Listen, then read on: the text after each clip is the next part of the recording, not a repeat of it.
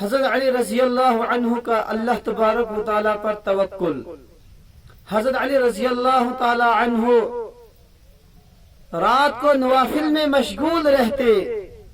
ایک مرتبہ ایسا ہوا کہ حضرت علی رضی اللہ تعالیٰ عنہ آدھی رات کو مسجد سے نوافل پڑھ کے باہر نکلتے ہیں اور باہر کچھ لوگوں کو دیکھا۔ حضرت علی رضی اللہ عنہ نے ان لوگوں سے پوچھا کہ رات کا دوسرا حصہ چل رہا ہے، کہ رات گزر رہی ہے، لیکن تم لوگ مسجد کے باہر کیا کر رہے ہو؟ آخر کیا وجہ ہے کہ تم مسجد کے صحن میں بیداری کر رہے ہو؟ تو ان لوگوں نے کہا، اے علی، ہم آپ کی پہرہ داری کر رہے ہیں۔ حضرت علی رضی اللہ عنہ نے کہا کہ پہرہ داری زمین والوں سے کر رہے ہو یا آسمان والوں سے؟ تو ان لوگوں نے کہا، اے علی، ہم زمین والوں سے آپ کی پہرہ داری کر رہے ہیں۔ تو حضرت علی رضی اللہ تعالی عنہ نے کہا، اے لوگو،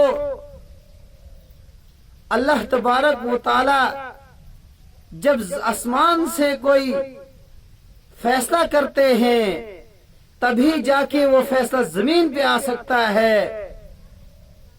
اللہ تبارک و تعالیٰ کے فیصلے کے بغیر درخت کا پتا بھی نہیں ہل سکتا۔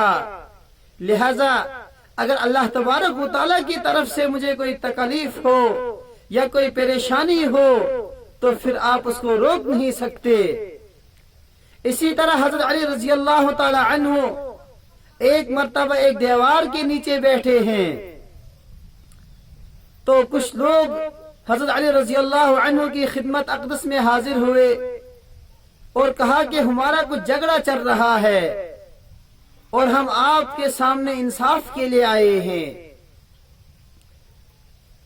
تو حضرت علی رضی اللہ تعالی عنہ ابھی خاموشی تھے، لیکن کچھ لوگ وہاں سے گزرتے ہیں اور حضرت علی رضی اللہ عنہ سے کہتے ہیں، اے علی، اس دیوار کے نیچے بیٹھے ہو، یہ کچی دیوار تو گر رہی ہے، آخر آپ کو اپنی جان کی فکر نہیں؟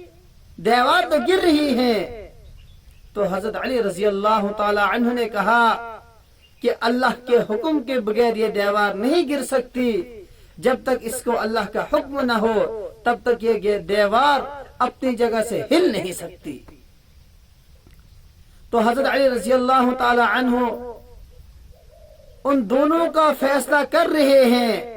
فیصلہ کرتے کرتے حضرت علی رضی اللہ تعالی عنہ نے دونوں کا مقدمہ ختم کیا، اور مقدمہ ختم کرنے کے بعد حضرت علی رضی اللہ تعالی عنہ جب وہاں سے چل دیے، جیسے ہی حضرت علی رضی اللہ تعالی عنہ وہاں سے اٹھے،